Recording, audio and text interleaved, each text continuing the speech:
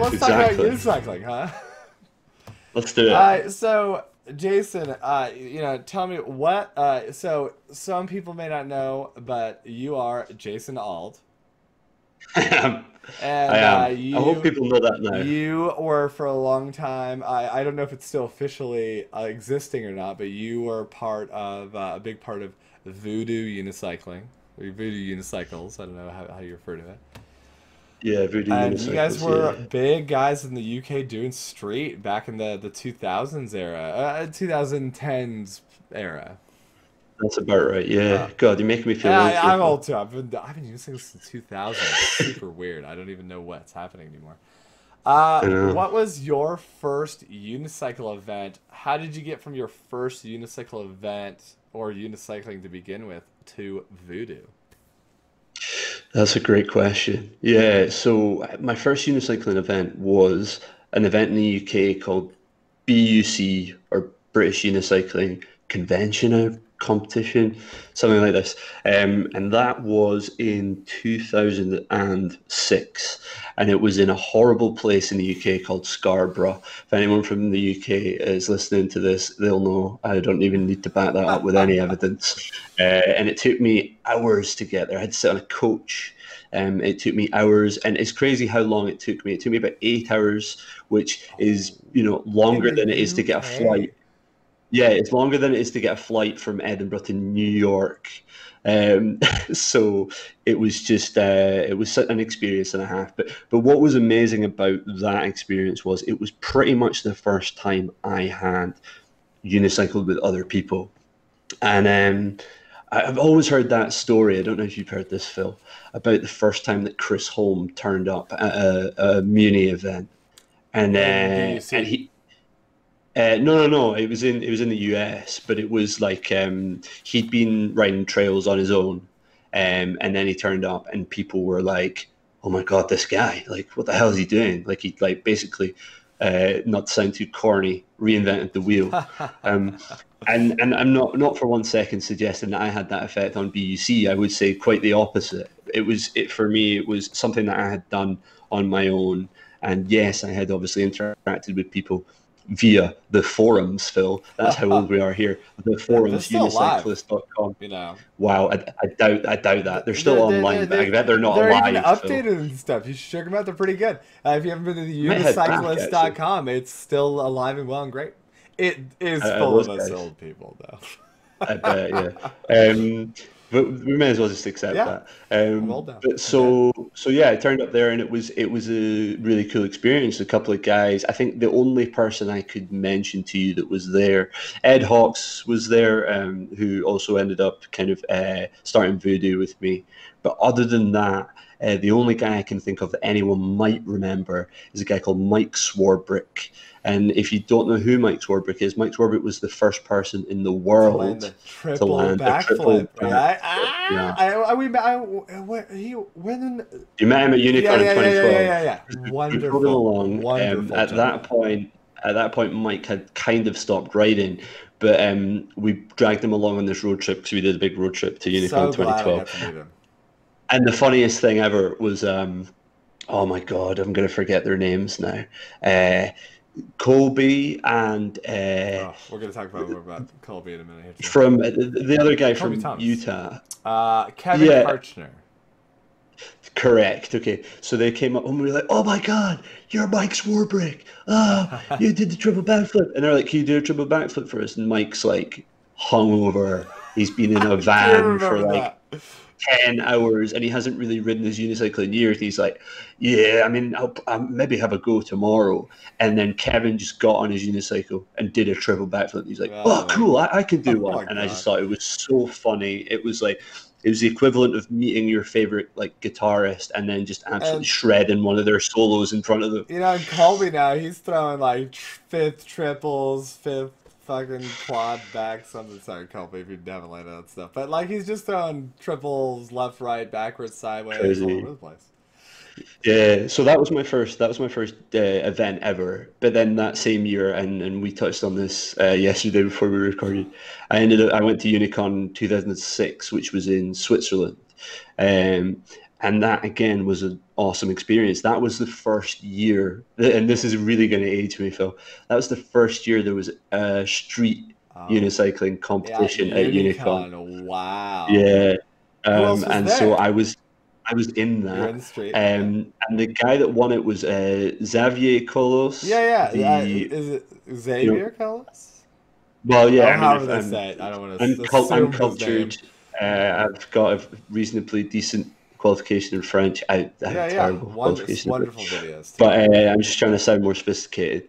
But yeah, he was insane because he not only won the street competition, but that night he went out and tried to tray flip some like six set, and he broke his ankle. Oh, And yeah, he was nuts, and he was so far ahead of his time, as were all the Coxone 2006 guys. Like, in for a tray flip down at six. That's pretty early. yeah, I was gnarly, man. And yeah, even like Yogi and stuff like that, those guys were doing like really big shit before I anyone else I really just was. rewatched the And clip of Yogi doing that insane drop, and yeah, dude, there's weird stuff like that. If you watch old videos, like some of those old clips are like still like solid gold even to today's standards. 100%, 100%. I think like as much as we spoke about there, like innovation and how innovation, pushes and pushes and pushes. Like for example, I remember I was the first person in the UK to ever land a 540. Mm, mm. And then I think 720 as well, and that's where I ended up stopping. But as soon as I landed those, like kids were like learning them. I remember when like 360 spin was like a big deal, and now it's like the first thing you learn. And so obviously and that's important, I think, in any sport or movement, that you have to have that innovation. But at the same time, as you say, there are things you can look back on, like guys doing like crazy handrails, like 10, 15 years ago, that are still crazy today.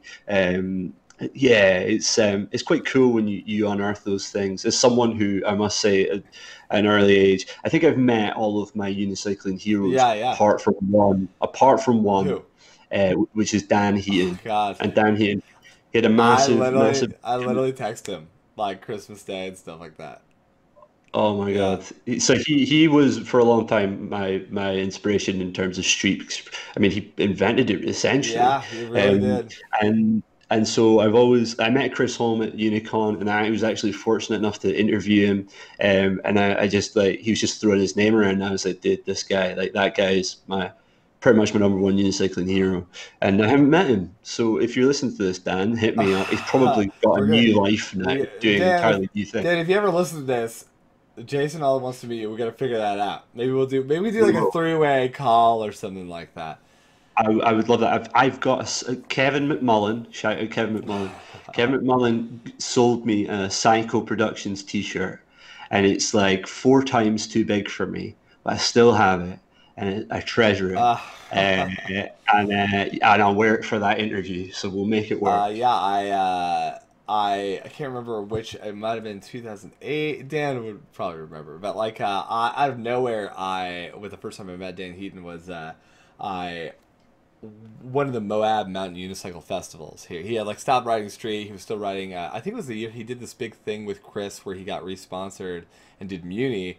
And he was also sponsored by like Columbia Outfitters. It's a retailer here. Oh, I remember that. Yeah, I yeah. do remember And that. so Yeah, he went yeah. to Moab that year, and I was like on the forums, like, "Oh, I want to go to Moab. I don't have a ride." And I just got a message from some unicyclists, like, "Oh yeah, we can pick you up if we're in Washington. We'll pick you up on the way."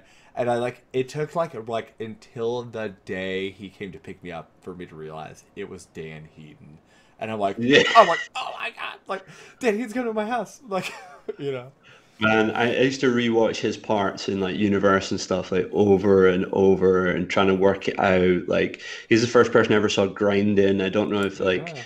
or that Same. was at least there was the other kid that was in it too, but like it used to just blow my mind how he did stuff. And I think a lot of people might forget this as well. Like he was the genesis of a lot of the flatland stuff that people do now, Yeah, a like lot of the that. the rolling wrap I don't stuff and know if he um did rolling wraps, but he definitely did a lot of like the leg wrap stuff. He did do rolling roughs. He'd have to I be. think he did. I think he did. I think he's the first person I ever saw do it.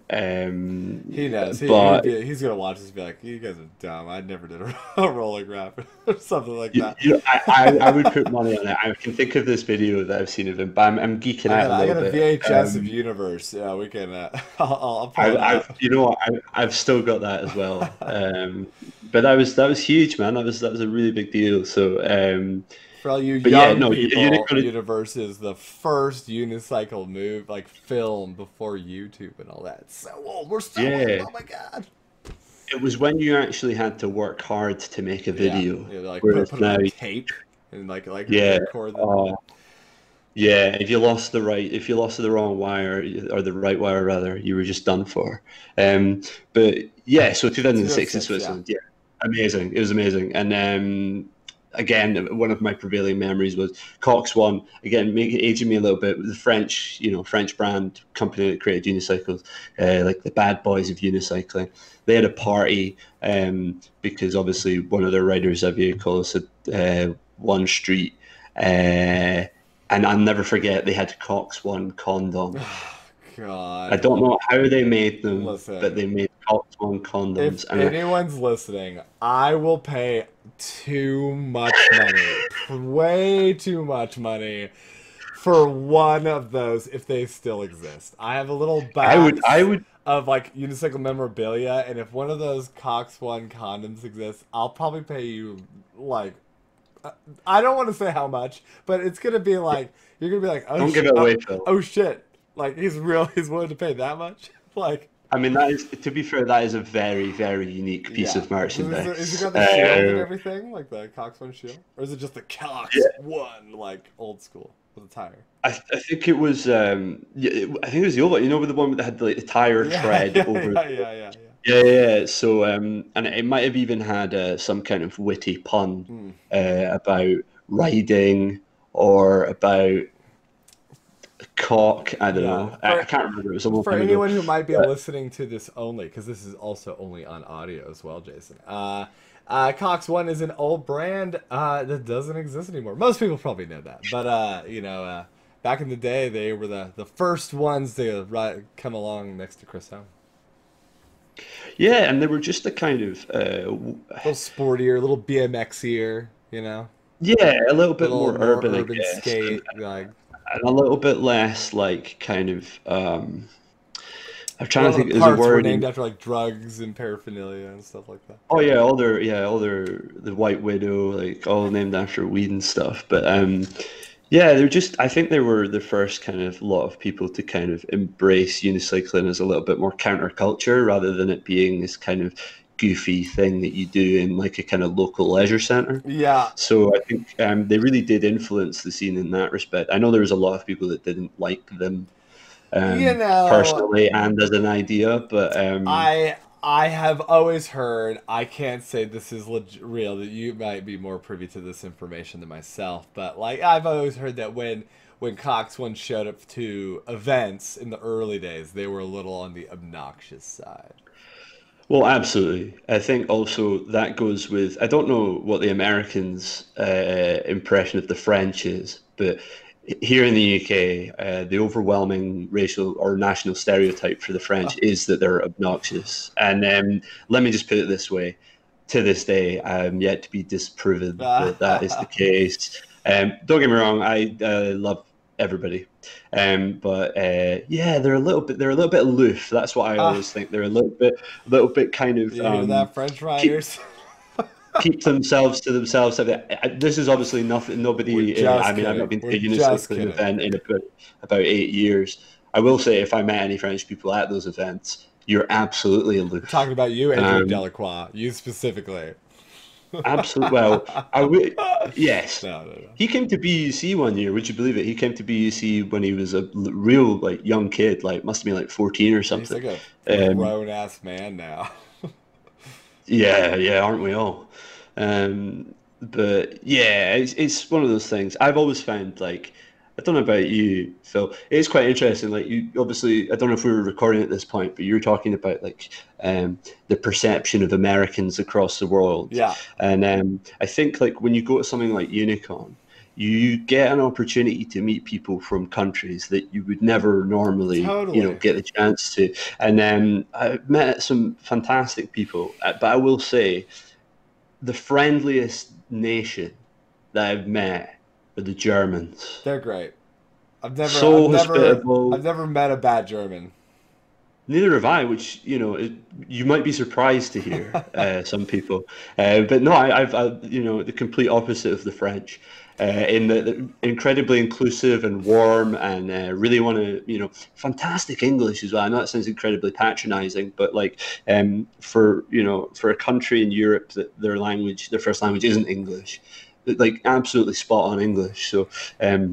I met a lot of fantastic Germans and You know, got a lot of love for Germany. I can't really begrudge. As someone who has never learned a second language, it's like a weirdly like push but not like enforced part of like American education. Uh, I see a lot of the French writers. Not a judgment. Not a judgment. Hang out with the other French writers at unicycle events, and I see them and I'm like, oh, I wish they were hanging out with the rest of us. But I think it's more of like a lot of them probably not speaking English very well. And I can't speak French. If I could speak French, I'd be right over there talking with them. And I'm sure if they felt Yeah, more comfortable speaking English, they'd probably just be hanging yeah. out with us. Well, don't get me wrong, right? Because obviously, I think people from English-speaking countries have an element of kind of arrogance about, oh, everyone should speak It English, and I totally accept totally. that. And as you say, like I mean, I can speak French, but not very well. Yeah. Um, but so I'm not insisting that everybody speak English, but I do, going back to this idea of the French maybe being, uh, you know, actively obtuse, shall we say. The impression in the UK is that the French will actively try and not speak English to you. So if you're in a situation where, so this is a good example, right? If I was in Germany and I tried to speak German, because I always do try and speak the language, Yeah, right? yeah. If I was in Germany and I tried to speak German, the German people would speak English back to me if they could Certainly. speak English to make it easier for me, right? And a lot of the time you're kind of like, oh, well, I want an opportunity to practice my language. So, but anyway, it's helpful. It's nice. And, in France, if they can tell that you're struggling with your French, or even if you're speaking English to them, if they can speak English, a lot of the time they will still insist on speaking French. Yeah. And The it's this French kind writers of, are gonna hate this episode. sorry, guys. I'm so sorry. I do have a great friend who is a Frenchman, but I do think he would agree with me. Look, there's a lot of things wrong with the Scottish. Don't Oh get me yeah, yeah. wrong. I'm not kind Us of. I'm Americans, not sitting on. pompous I'm not sitting on a assholes. pedestal. Yeah, exactly. Yeah, exactly. So I'm not sitting on a pedestal here. But I will just say that seems to be the overwhelming quality I get from French people, and that's fine if they're confident in that. And I get it. Like you're proud of your nation, you're proud of your culture, and you maybe aren't. I mean, why would you want to speak to a Scottish guy and an American guy Yeah, anyway? bunch of assholes. Uh, Yeah, you said your first Unicon. So your first event was the BUC, 2006, and then you that same year went to Unicon as well. That's a big first like events in 1 year. Uh, I got the bug. how Yeah. long had you been writing before that? About 2 years, I think it had been. Yeah, Mostly like by yourself. Were you like compelled by like Dan Heaton Street like Cox One? Like is that like what got you into it, or yeah, I think so. I think an element of that. I think also, Phil, you're about the same age as me. I always described that time as like we were the jackass generation, definitely? and I definitely watched all of it. oh, absolutely. And I think what goes with that is, like I've just recently got Tony Hawk's Pro Skater remastered, and at the time, that was a huge, influence on culture. Was Yeah, that kind of skateboarding became mainstream because of that game. X Games was a huge contributor to kind of making extreme urban sports like mainstream. And so I was kind of into that culture massively. And I think an element of it for me was, well, a lot of my friends are skaters or BMXers. Can I apply that kind of urban style to my unicycling? And that was happening kind of organically at the same time as street unicycling started to become a thing, it started to become a thing that had a name and that you could kind of recognize. So, yeah, it's weird to think that I was unicycling at a time when street didn't have a name at least. You know, it Yeah. wasn't called that. But yeah, I would say like the first 2 years, I'd say before I went to BUC, I wasn't doing anything meaningful or purposeful with my unicycling. I just was. And I was probably just learning like freestyle tricks, you know, like Mm-hmm. stupid stuff like that. And I think it was only after like going to Unicon or going to BUC that I really started writing a bit harder, and started taking the idea of like competing into mind. In fact, we only had, speaking of like the first street competition, we only had the first UK street competition in 2007. So it became a thing for us the year after. Um, so yeah, I guess that's probably the benchmark from when I started doing a little bit more kind of serious writing. You know, it's funny. It just like clicked in my brain. My first event was in 2006. I had been Like, great I've year. been writing since 2000. I started in young Wow. in school, but I just like messed around. I had seen Universe. I had coincidentally ran into another unicyclist, and he'd given me his copy of Universe, and I was like, "What, a unicycle movie? Oh my god!" And I went home and watched it. It must have been very recent to when that was released because I was still in high school. Yeah. Maybe 2003, whenever that was released. And I rode a lot. I was only interested in trials and hopping up and down and off of things. And I bought my first unicycle or mountain unicycle in 2005. Rode it only a little bit before going to the Moab Muni Fest in 2006. And I met these guys from Canada at the campground in Moab, Utah. And like they took me to dinner with them. And the first person I met was their neighbor, Chris Home. And so Wow. my first experience, like even an event, like I wasn't even there for a minute before I got to meet Chris Home, and that was like mind blowing. Like Oh you don't think yeah. you're gonna go to a skate park and just like run into Tony Hawk like casually. No, And no. literally like I just went to the first thing ever. Met Chris Home. We had dinner. Obviously he's a normal, nice individual. But the moment for He's a me, great he's guy. great. Like He's very having nice, spoken to and he him, really, very you know, articulate. sometimes like people who like unicycling, they like do it for themselves, like, but like they don't like share it with people. He's like into unicycling, Yeah, he's not got an ego yeah, at and he all, loves and I doing think it, he, and he likes sharing. Obviously, he built a whole brand and a whole yeah, revolutionized the sport forever. But like, it's because he yeah. actually loves unicycling, and I think that's refreshing. I definitely met some other good writers. I can't think of any names. I wouldn't name them if I could. But who are like We they're can put it in the unicycling's chat just for function here. themselves. Like it's not they like doing it, but they're not as involved. But the moment for me was I was a pretty in 2006 at least. I was a pretty okay writer amongst the pack. I could jump pretty high. I could gap pretty far. Matt, I was the first time I also met Max Schultz. He was a young kid. And there was a Oh one time in wow, my life, 2006, where I could jump higher than Max Schultz. That's the only time. Uh, that is some claim to he fame. came back literally the next year and was already like a trials monster. But I remember riding, and this is so funny. This is like the moment. This is what I was a big rock climber through high school as well. I still am, but this is when like rock climbing and unicycling switched place forever for me. Is I would say about 10 of us on the Porcupine Rim 17-mile mountain unicycling trail. First time I'd ever done it.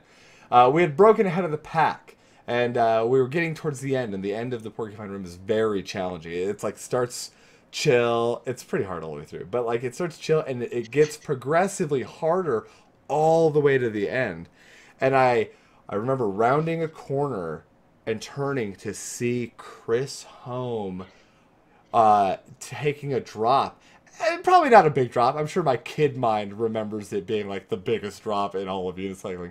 But he rolled. He had done everything in front of me, and then rolled off of this drop, and just stepped off. Just fell, kind of like lost his balance a little bit, stepped off, and I rode and jumped off right behind him and landed it and rode away. And I was like, oh my god, like right behind Chris. And then I like turned like the next like 2 feet, hit a rock, ate shit like really hard.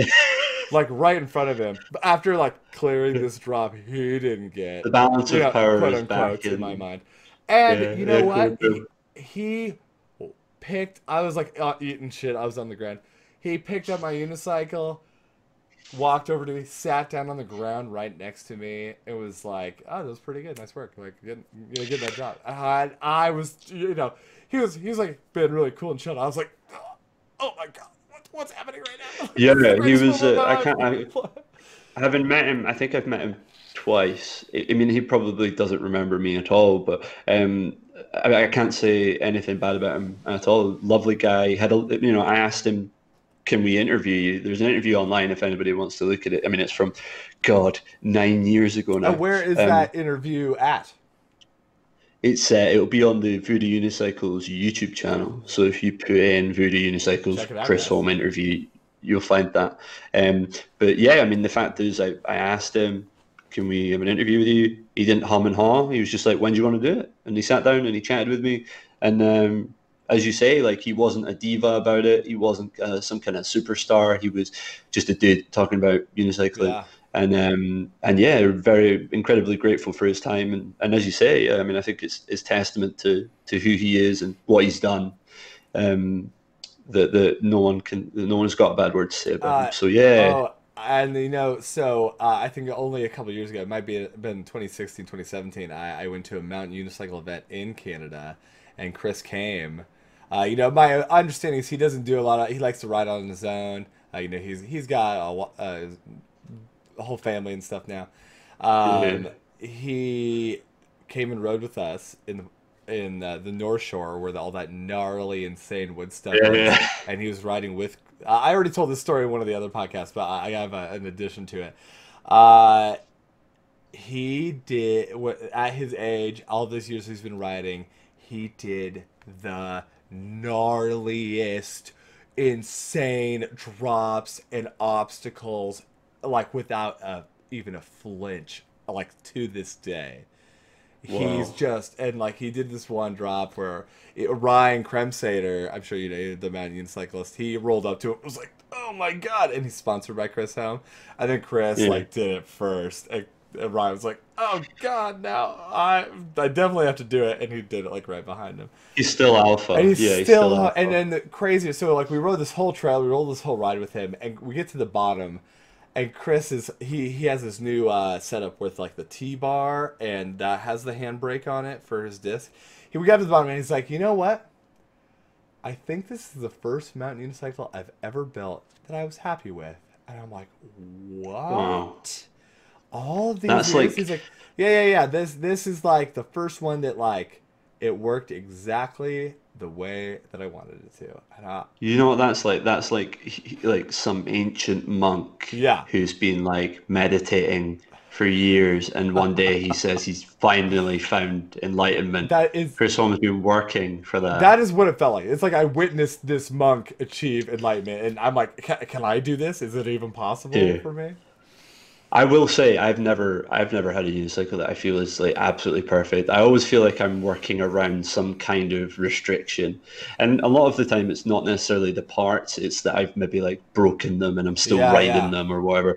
I had a really bad reputation amongst the voodoo guys for a while for bending rims like Ah, really so badly. weak. And and continuing to ride the bent Yeah, rims. yeah. And so like people would just be like, I would say, "Oh, I could true my wheel or whatever," and they'd be like, "Dude, that wheel will never be trued." Yeah, It's just like bent it's around. warped. It's bent Is what around it the is. frame. And it was just down to the fact that I used to do a lot of kind of 360 spin drops. So there's no rolling out of it. It was just abusing it. But yeah, so I can appreciate what he said there. That seems like a goal. That's my new goal, Phil, Yeah, is to try and it's get a good. unicycle that I'm 100% You happy know, with. I just bought. I'm sure I don't know if you saw the all those social media posts, but I just bought that a Mad for One unicycle, and all my Oh, custom colors. And I one of the things that I did for is I ordered it with 130s. I always ride with 130 millimeter cranks, but after riding for a while, I ordered a pair of 125s, And you know what? Oh, Like, because I've always been a longer crank guy, but only yeah, after same. riding this, I was like, oh no no no, I just need like that slightly shorter crank. There were 130 110s, and there's a lot of straight riders riding with 110s right now, and that's stupid. Really? Yeah, they are. Mimo Seidler rides with 110s. In case you've seen any of his videos, Of course. Yeah, yeah, yeah, yeah. 110s, which I tried. I can't do it. I'll never. I tried it for like a week, and I'll never try it ever again. Um, So what's the benefit there? you I can would. just you can ride really smoothly, but for me, I think it's just Okay. because I come from a trials and muni background. Like I can't do my crank flips anymore with the 110s. And I'm not willing to relearn all that. You know, I found that as well when I momentarily switched to shorter cranks. That when I tried to flip, it was really like, hard. yeah, it was like riding a child's bike Totally, in a weird I way, agree with where it you. was just like there's too much going on, Uh, and as you say, I think when you've got this is a horrible thing to say for people who are trying to be excellent at a yeah. sport, right? But I always think like once you've got used to something, um, and then, and us, Phil, like I mean, as we just touched on there, I've Fixes habit. been writing for 18 Yeah. years, so it's like I'm not going to start writing these tiny little kind of Yeah, child's if I want to get cranks. into freestyle, I'll just get into freestyle. I'm not gonna fudge my street riding with it. Exactly, exactly. But So yeah, it's mental. it has I don't know it has the square frame, which is a really tight profile of the tire, which is great for like wheel walks or coasting. I've been getting really into Sure. coasting recently. Um, Awesome. and yeah, I just after riding the 130s and feeling my old unicycle with 130s, I ordered the 125s, which I think is gonna make it perfect. But it also has Mad for One makes the handle saddle. Have you seen that? It's like instead of a traditional Um, saddle, it looks oh, like I have it's no, I all have that. handlebars, and I I think it might be like the revolution. So yeah, Really? I don't think it's good for a beginner. I think it's weird. I think you would hurt yourself with the metal hitting you. But if you're an experienced rider, you know how to spin and you know how to like bail. Most importantly, I think like with the 20-inch wheel and the tight frame and the square frame for coasting, and I like that they don't have any Q factor. I thought I would hate it, but now that they have zero Q factor, I feel like for flip tricks it's really noticeable. I feel like I'm on track to find like not that perfect unicycle for me. So I'm gonna get these Oh wow. 125s like this week, and then I think it's gonna be like the street unicycle for Phil Sanders. I love that. You're way ahead of me. I'm still riding the same setup I was riding about Yeah, four unicycles years have come a ago. long way, Jason. You might be surprised. You should check it out. I am. I mean, I'm not surprised that they've come a long way, but I am surprised by the innovation. That seat looks so incredibly uncomfortable to me, but then I suppose you're not spending a huge amount of time sitting on it anyway, are you? And So, you can order like the foam as thick as you want. You can get really thin foam. Like Pierre mm, Sterney, if I'm not mistaken. Like you watch his videos, he's got the really thin foam, but I ordered the thickest foam, and it's right at your sit bones, and it's pretty okay. Like especially you wear a pair of bike shorts, and you're just good to go. just that, that's all. Yeah. I mean, I'm not gonna lie. If you're not wearing bike shorts and you take that ding like to the ass bone, it's pretty rough. but You're gonna feel it. but I like the way it feels. The handlebar for spins feels good. This week we were talking about tricks and stuff. I landed two tricks on that unicycle I've never landed before. I landed Let's hear the it. double backflip. And then I landed a full out double flip. Wow. Yeah. So Congratulations. I haven't gotten the 720. That's like my thing I'm working up to. I can 540 all day till I'm blue in the face. But This is a great ad for that yeah, saddle. you hear that? If you guys were like on the fence between that new Exceed carbon fiber seat base, which is 250 pounds, uh, I or love that you did the conversion there for me. in case anyone was wondering, I don't even shop. No offense to unicycle.com, but I like literally only shop at unicycle.com UK. Even after shipping and everything, it's cheaper. I don't know why. Really? Yeah, it's Wow. great. I think it's maybe a little bit of the exchange rate. Thanks, Brexit. Yeah. But the Thanks our crashing economy. Politics. But but the handle saddle, it's only 80 euros, I think. And so it's very comparable, and it comes finished. This I did a whole thing on this earlier where I made a leather seat cover for it because it comes like duct taped, but it comes professionally handlebar wrapped. So the handlebars are really good. Okay, yeah. But my thick chub rub thighs were wearing through the duct tape. So I had a leather a person who does sewing for me. He's very very good. He did a leather saddle for me, and it's like now Wow. it's like perfect. Shout out that guy. Yeah, Via. Look up Via clothing, or if anyone's interested, he's on Instagram and all that. He makes like the sexiest jeans that you've ever seen. It I sounds was weird, not but expecting you to he's say like that. he started like getting into if anyone's looking for Via clothing.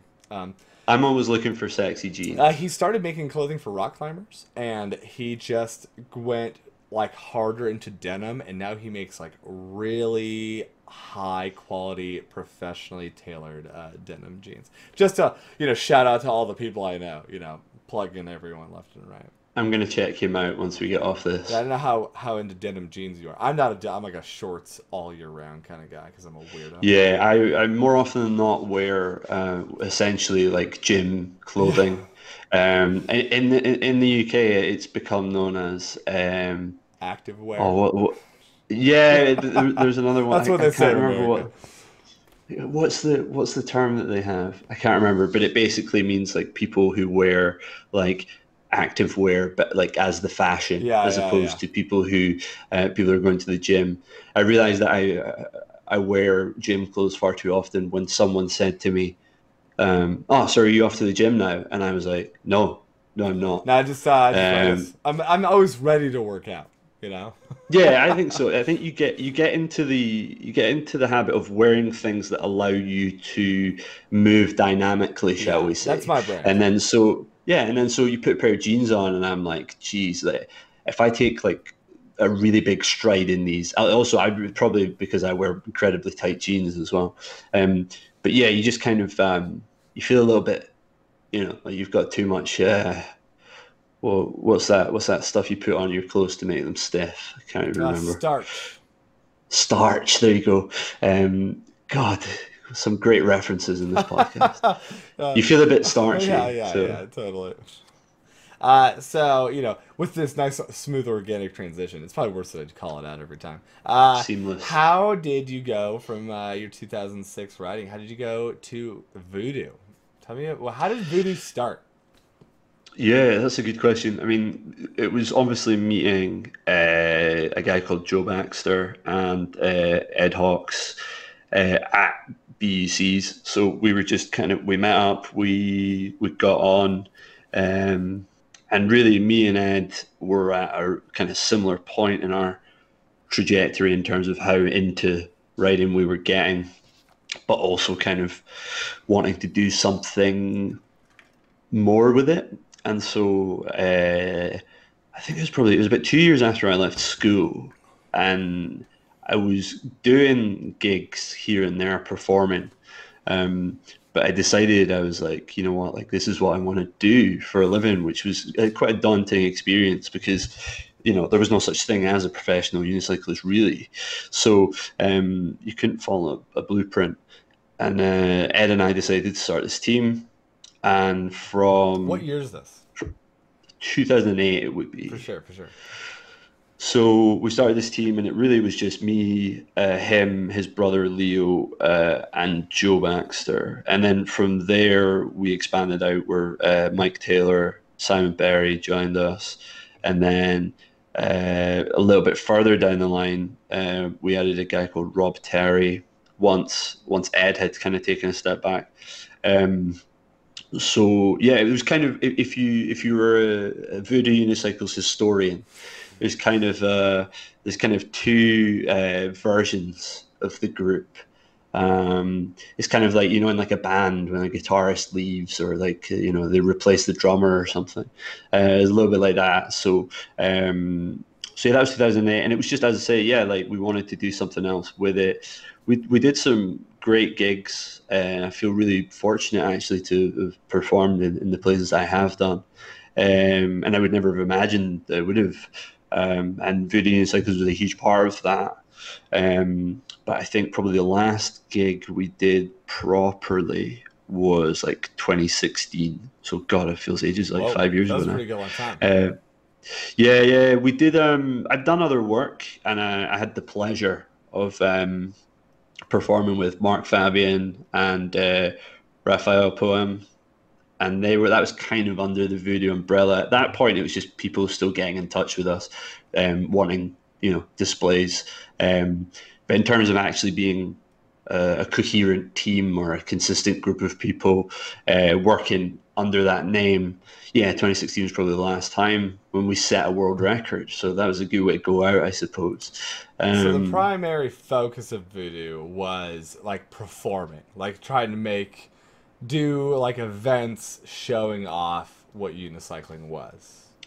yeah, we were essentially a display team, and we were making money from it, and that was an aim. But also, we were. I mean, we made a number of videos together. We decided to make a kind of DVD. We made a DVD called High Maintenance, which had parts. It was like Mike, Simon, me, Ed, and Leo. We had our own parts there. That was a really cool experience. We literally shot that in a week, and we ran a load of spots in the UK. And we decided rather kind of counterintuitively at a time when YouTube was becoming a big thing to only make that available on DVD. Oh wow! Yeah, so there will be limited copies of that. It's online now, obviously, but Do you still have it, copies? I don't have a copy, but I'm gonna have to there will text be Ed people. about There that. will be there will be people out there that have copies. Um, but yeah, yeah, the main thing was we were a display team, and we wanted to get gigs performing. And then I guess again, making myself sound super old, but as we got together and as we did more gigs, this idea of content creation, like brands looking to make videos online, that was something that wasn't a thing until at least 2010, 2011. And so that became something else that we did a little bit more of, doing ads, or like Mike and I were in a Pepsi Max ad, like, and that was another element. It was more fun. It was a little bit more creative. You got paid a lot more and you worked a lot less, because the events gigs are hard. They're grueling. There's kind of Because you're like it's more or less a you're performing a lot. You're like doing lots of shows and demos and stuff like that. exactly. You've got to it's like you kind of got to warm up and then do a show, and then you wait an hour and a half, and then you do another one. It's that kind of like you've got to, and even in terms of emotionally, like you have to be turned on and switched on and full of And energy, and ready to and it perform and like yeah. smile. Exactly. And then also on top of that, which a lot of people don't realize, is that you're essentially your own roadie and your own manager and stuff. So you have to turn up if the event starts at 10 a.m. Maybe you have to turn up at 5 a.m. before the roads are closed or something like that. You need to set up all the gear, because we used to have all these obstacles that we took around with us. And there was like, we used to drive for miles and miles and miles. I was a younger man then, so it was much easier. But it was a lot of it was hard work. It was tiring. So shooting ads for Pepsi Max, we just turn up, do whatever, like much easier and better paid. So that was essentially the aim, and essentially the main kind of activities that we did. Uh, how long did We did end up making gear like this Yeah, merch yeah. here. So, Do you have shirts, or did you do that like online? we sold the shirts at events and online. So yeah, there was a period where they were relatively popular amongst certain Yeah, people. So there definitely. It's might it's a be good logo. Like know in your heart, like that is objectively one of the better, unicycle logos that has ever come out. It might look a little dated in today's clean cut era, but I still think it's one of my yeah. favorites. Yeah, thank you, Phil. I'm a big fan of it. I mean, I've got it tattooed on my leg, so Yeah, I hope you're a fan of it. uh, I've committed to it. But Yeah. I liked it. They were good shirts. We've still got a few kicking about. So, um, yeah, we had a good run, and it was an exciting time. I mean, I'm not as active in the unicycling scene as I once was, but I mean, and so maybe I'm speaking out of turn by saying this, but I do feel like there was a period of between about 2010 and 2013, 14 where unicycling was really at its peak, in terms of its growth and engagement Definitely and think it goes just through periods of like bigger growth and then like slow downs and stuff like mhm. that. Yeah, I just think of like the people I met and stuff that people were doing, and maybe it's also because I was of a certain age as well. I was younger, Yeah, so and I you was a were lot you were more in it involved. too. Like you guys, like Yeah, there was definitely a period I think where like Voodoo was like definitely capturing some of the biggest attention in unicycling. I would say. yeah. Well, it's great to hear. That was certainly our intention. We were really involved in it, and we were just kind of we just wanted to do stuff. I know that sounds like maybe a little bit inarticulate, but like we were just constantly wanting to film stuff, constantly wanting to be at events, constantly wanting to um, be pushing ourselves and meeting other people and being involved in what other people were doing as well. The community vibe was a real thing, and like we held our own competition in the UK, our own event because you know it's difficult in the UK because not only are the number of people unicycling quite minimal, but the number of people who do street and trials is even smaller, obviously. And so, yeah, we set up our own event. Like we rented a venue. It was a skate park. We spent time like building a trials course, um, and that was cool. I mean, it was tough. It was in December in a cold skate park. We ended up sleeping in the skate park, like partying in the skate park and riding. And when you're a kid, these things are pretty cool, and it's all part of it. It was pretty kind of ghetto, but to say the fact that we were kind of the driving force behind that makes me happy. It makes me proud. And so, um, yeah, it was cool. It was good. It was really good. We had fun with it, and I like to think that we did some cool Because stuff. like one of the last big, maybe I'm mistaken, but one of the last big events you guys did was you got to do this huge thing at like a racing event in the Middle East, right? Yeah, well, so yeah, we did a couple like so. I think the one you're talking about was in Bahrain. Um, it was probably one of the last trips I did with Simon, Mike, and Rob. Um, and yeah, that was amazing. It was the World Endurance Championships. So basically, they have these cars and they go around a track for like 6 hours. Um, and we were providing entertainment there, and that was awesome. It was amazing. And I went with Mark and Rafi. I went to Qatar for the uh, World Road Cycling Championships.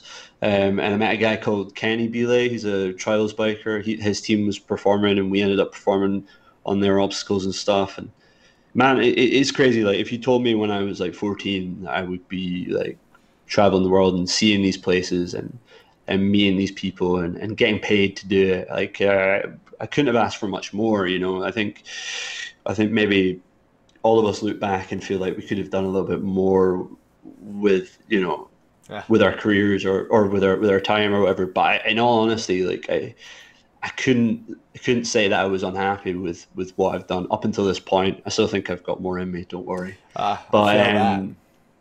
yeah, for sure. It's just changed a little. That's all. So yeah. It was amazing. It was amazing the stuff that we got to do, and I'm incredibly grateful for the opportunity. This is like just something I thought I wrote it down. If people are wondering, I'm writing stuff down. Some people are watching, some people are listening. But did you ever do? This is just you're gonna think this is stupid before I even say it. Did you ever do anything with Joe Hodges, or was that like before? I don't think that's a stupid question at all, Phil. For anyone who doesn't know, Joe Hodges is like the guy who made seat outside hopping like what it is today for trials, Well, right? he was really his key characteristic was his seat inside hopping. I mean, it was Like really big. his seat inside hopping was incredible. But he And did the huge like three pre-hops, like big Yeah, yeah, bounds yeah. to his side hops. Yeah, Joe Hodges. Joe Hodges, for someone who's never met Joe Hodges, it's a little bit like if I was to try and explain to you what like the Aurora Oh, I've Borealis met Joe was. Hodges. Yeah, yeah, exactly. Well, so you know what I'm talking about, Yeah. Phil. Uh, He is a force of nature. I don't know what he's doing, and I've not seen him for years. But I will say, he was he was maybe difficult socially and I've heard personally. He this. was, but I had the. I would say it was an amazing experience, right? I had the opportunity. I rode London with him, just me and him, um, and and I can say this and without it being hyperbole or exaggeration, I've never seen anybody do the things he's done. I always say that like everybody gets scared, like everybody experiences fear, Yeah, right? It's just that some people make the decision that they can overcome that totally. thing. So whether that be through like training or whatever, you're like, oh, this is really scary, but I know I've done this, so I can do it, Yeah, you know. yeah. I honestly think Joe Hodges is one of the only people I've ever met that maybe doesn't experience fear in the same way. Because, and I don't mean that necessarily to be a compliment. He was mental. He was crazy, and he did some unreal stuff that I just think that because he maybe didn't comprehend fear in the same way, he didn't realize how mental they were. uh, He just kind of went towards them. yeah. And yeah, you're absolutely right. He really was an innovator in many, many ways and dropped off very, very early, unfortunately, just due to, lifestyle changes. I guess like a lot of us started unicycling when we were Yeah. teenagers. And so as you get a little bit older, your life ends up changing massively, whether that be, getting a partner or getting a different Well, job there's or a lot of moving or people whatever. who like him even that like they just get good early or they because of how unicycling is like I said with these waves of like everyone's really good and then it kind of dips off like he was just there was no one jumping as high as he was or even close at the time.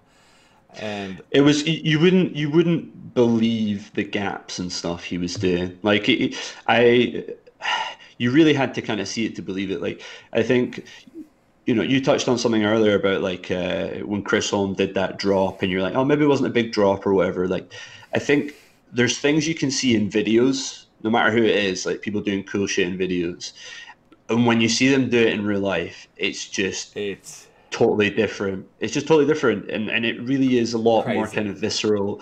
Yeah, it just hits you, and I think that's why a lot of people go to unicycling events and feel so incredibly inspired to ride more. Yeah.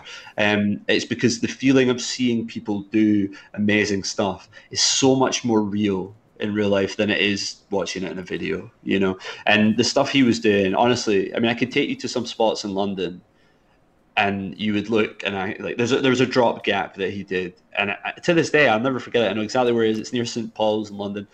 It's insane. I wouldn't do it on my feet. I wouldn't do it on Holy my feet. Never mind shit. on a unicycle. That's pretty Yeah, it crazy. just yeah, he was He he just was like, nuts, man. just dropped it. And also, yeah, exactly. That was the attitude as well. He was like, "Jink, I could do that gap." I was like, I don't know, I man. don't That think looks fucking. humans could I do don't know that if I. gap. I don't know if I want to watch you do that. Yeah, And you could be like he was watching at the like, camera, like, yeah, he was like, man, and he just got up there. And again, like when I say like he didn't experience fear, like I think he was just he was that personality where he was attracted to like the kind of chaos of those extreme situations. Um, like just to give you a reference as well, Phil, you probably met him at Unicorn in in Italy. 2012. Yeah, yeah, yeah. Oh my god. I, I I only found out that he was there when I opened the van that I was sleeping in, and he was underneath it. Oh my, yeah. Um, That I do and remember that night. Well, it's a little foggy, but that night is strong memories in my brain. he was a loose cannon, and I think maybe that's why he didn't continue to unicycle. But my God, he was to use a bit of a cliche, like his fire burnt very, very bright. Yeah. and very, very You know, quickly. one of his videos that sticks out of my brain is that I'll never forget. He was like, yeah, some video he shot where he was riding along with a trials biker. Who's that? Who's that really? Yeah, He was a British trials biker. He's like a really big legendary guy, and he was it's, like, is yeah. it, I don't Ryan. It's not Ryan Leach. Some other. I wouldn't want to say, but No, yeah, you're right. It was a it's really some guy big who's like really trial. famous, and he rode along with him, and he like hit for hit was jumping as high as the trials biker was every obstacle. Like the trials biker would like jump on a box, and he'd match him, and he jumped out. There was like this set where it's like a ledge, and then like a higher ledge, and the biker jumped and skipped to the higher ledge, and Joe just jumped to the higher ledge too, and you're like, Yeah. what is happening? I will say, like, this might be hard for like a lot of younger writers to kind of understand, but like, I and maybe also it was just me. I know there's other people that felt this way too, but I always felt like unapologetic that unicycling could be as good as any other street sport. And you know, a lot of people would say, and I'm sure a lot of people have heard this. It's like, oh, why don't you just ride a Yeah, bike? Like, totally. why don't you just ride a mountain bike? Why don't you try Classic. to? Yeah, and it's like, you know, it's like, oh, you can go a lot faster and all this. And as I learned as I got older, that actually, the reason that anyone does anything is, you know, is because of the constraints, is because of the Yeah, I restrictions. You just know, is what makes unicycling interesting is that it's like a puzzle to solve. It's not the easiest, most efficient vehicle to do things with, but that's why you enjoy it. But I will say, Joe Hodges was one of the first guys, as you've recounted there, one of the first guys that made me feel like we weren't handicapped by riding a unicycle. Like it yeah, wasn't something like that was holding us back. maybe a unicycler could do things as gnarly as a bike. Like no question. Yeah, Not exactly.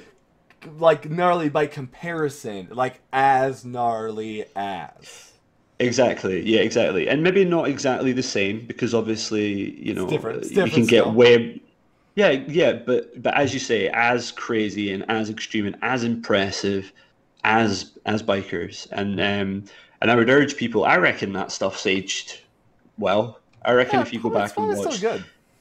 Yeah, and that was the first time I saw Mark Fabian, you know, riding with Joe That's true. Hodges, and look at him now, Oh you god, know, legend. Mark Fabian, nicest guy ever. If you're listening to this, Mark, you are a legend. You know that I love you. He is such a nice guy, and I think he's the perfect, you know, he's the perfect ambassador for trials riding, in that he's, you know, a complete rider, but also great work ethic, Yeah, a yeah. fantastic He's athlete, you definitely know. the So, real like I wake up and eat good and exercise good to unicycle hard type athlete in my mind.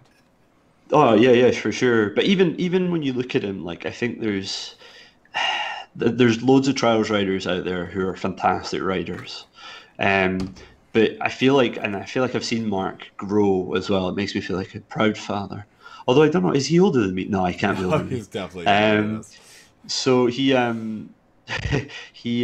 So full of life. I honestly think he is a complete trials rider. Yeah. Like I think he's as good at one element of trials as he is at anything, and I'm sure he would not agree with that. No, I'm sure he's he would I say could that get there's better. things he Yeah. finds easier. But I think if you put him, especially in a competition setting, because I know, like for example, Mike Taylor. An amazing side hopper, an incredible rider, Definitely and the high jumper.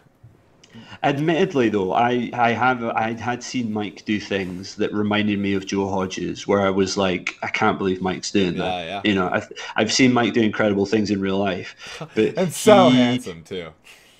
oh, absolutely jacked, Yeah, great yeah. muscles, and a great Love guy Pearson. too, and but yeah, exactly, bad boy of unicycling. Um, he'd be in Cox One if he was around 10 years prior. Yeah, right. He'd be slinging those condoms everywhere. But no, he was someone who maybe didn't flourish in a competition setting because it wasn't every single element of trials that he was really confident in. Whereas I think the reason that Mark flourishes in competition is just because he's so good at everything. Um, Yeah, well, yeah, uh, I had talked previously with other folks about like moments, like specific moments that were like so gnarly, so good, so intense, they like burned into your memory. And Mark Fabian has one of those moments for me. In Spain, he did this insane trials line. Maybe I don't know if you kept up with the videos of Spain. And I already talked about this. People are gonna be bored hearing about this, but he rode on this up rail that was like already like 10 feet off the ground, and it came to like a round bit. So there's like a rail, and there was like just the round bit on top, and then it went like up 4 pallets, like a gap, like so like if you fudge that, you're falling at least 2 almost 3 meters to the ground straight. Jeez. And he rode to the top of the round thing, like of the rail, maybe that big around, and he stood up there for like 2 minutes, just still standing. Yeah. And then we like waited for the moment. And of course, when he did, he just hopped straight up to the pallets, finished the line, and it was just like the discipline's crazy. Yeah, like I was like, to make a comparison, like Joe Hodges was like unbridled energy, like this kind of like holding a firework in your hand, like just uncontrollable. Like, but you knew that if you directed it at a trials line, he would just fucking destroy it. Like Mark Fabian, maybe even a better rider, but just kind of way more controlled. Yeah, like he's got the quiet, sexy finesse, like on all those. Yeah, cars. and as you say, it's like when he's riding that rail and he's paused, he never looks concerned, No, or he never looks overwhelmed, or like nah, he's thinking about it.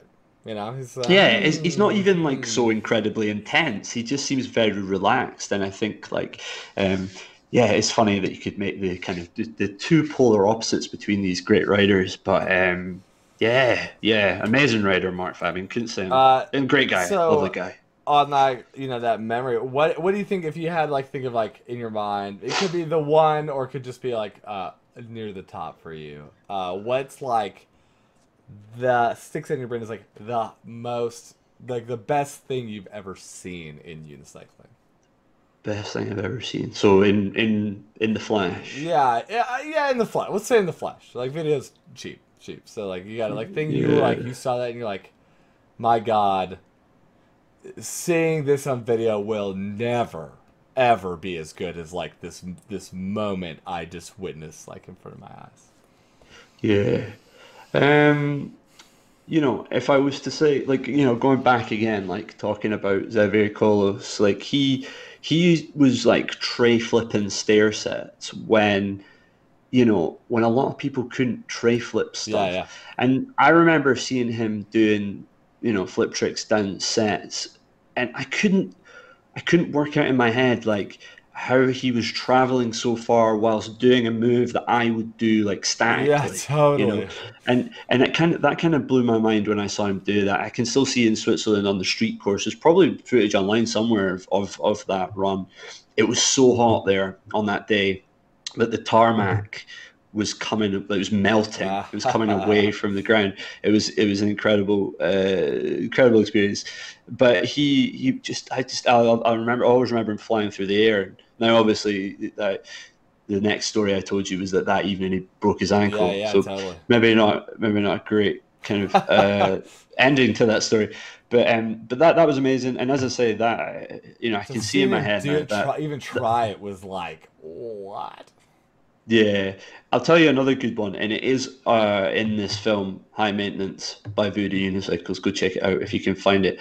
Mike does a gap between, it's at St. Paul's Cathedral, there's a fountain there, and he gaps from the ledge across this fountain. And it's a pretty huge gap, that was amazing. I also saw him ride, also in this isn't a plug, I've got no reason to plug this DVD. Plug the DVD. Yeah, I mean, I've got no reason to, but he also rides a spiked fence, a la Danny McCaskill. But I would argue that this spiked fence is like, I don't want to say worse or more dangerous, but it is more of an extreme. You see it riding and you're like, ooh, don't. It looks like the kind of thing, yeah, yeah. So Mike, I saw Mike do incredible things, and I saw I saw these awesome kind of guys that will always kind of be in folklore and unicycle folklore, do some cool stuff. The real, the Um, real.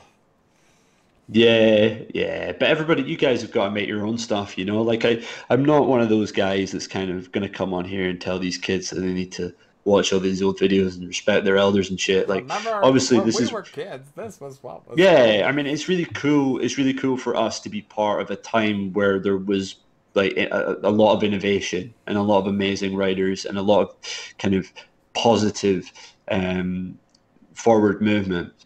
But at the same time, you know, like you know who I've got to just shout him out 'cause he's one of the greatest writers I've ever seen in person. Maybe not a specific moment. Chris Herrera, Oh, fantastic writer. The so guy good. that just looks so incredible, again, incredibly comfortable. Not got that kind of intense, you know, fire Nah, he of like Joe just Hodges, throws perhaps. stuff. But Yeah, he's got of my favorite like unicycle memories. I mean, he's got several. And I don't know if you know this, but like I was like there like in New Zealand when like we like found like the hippo. Like that like became like hippo unicycles. oh That's wow, like from 2010. And yeah, you yeah, know, by random happenstance, I didn't have a place to stay. I'm bad at planning events. Apparently, I don't have clearly, travel yeah. or places to stay. But when You're meeting some amazing people in the and that's process, though. what's so awesome about unicycling. But yeah, I didn't have a hostel when we went to New Zealand, and the person who said, "Oh yeah, we got room on the floor if you pay us," was Chris Hiruai, and then of course he won Yeah, Street that year. Wonderful, one of my favorite people in yeah. life, personally. Oh yeah, no, great guy, wonderful guy, a fantastic writer. He told me, would you believe this? He told me that he thought anyway, I was the first person ever to land a trick. Uh, he was like, "Yeah, I remember you landing this trick, like putting this clip up. You landed this trick. You're the first person to do that." I was like, "Really? Really? I Hey, have no idea." could be happening. Maybe Um, you got that NBD and you didn't even know it.